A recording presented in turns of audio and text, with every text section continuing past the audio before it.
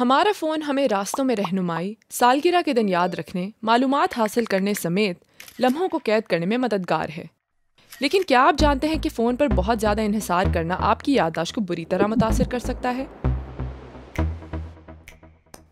تحقیق کے مطابق بہت زیادہ تصویر کشی سے ہم کئی چیزیں یاد نہیں رکھ پاتے۔ دنیا کو فون کی نگاہ سے دیکھتے ہوئے ہم اپنے ارد گرد توجہ نہیں دیتے۔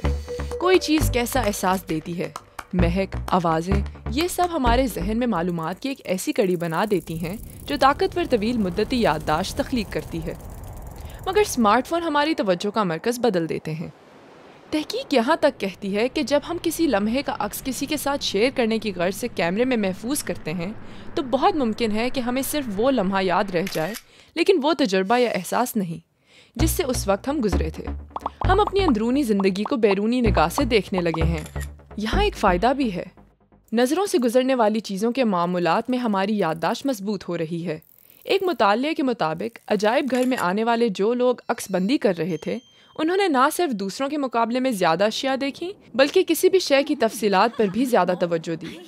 لیکن ان تفریحی حقائق کا کیا جو میوزیم گائیڈ نے شیئر کی؟ اکثر لوگ انہیں بھول گئے تھے۔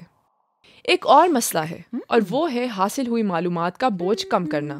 جب ہمارے پاس موجود آلات پہلے ہی یاد رکھنے کا کام کر رہے ہیں تو ہم خود کچھ یاد رکھنے کی ضرورت محسوس نہیں کرتے۔ ہم ان آلات کو اپنے دماغ کی بیرونی ہارڈ ڈرائیو کے طور پر استعمال کرتے ہیں۔ لیکن کسی بھی پٹھے کی طرح ہماری یادداشت کا ذخیرہ یعنی ہپو کیمپس مشق کرنے سے حقیقی معنوں میں بڑھتا ہے۔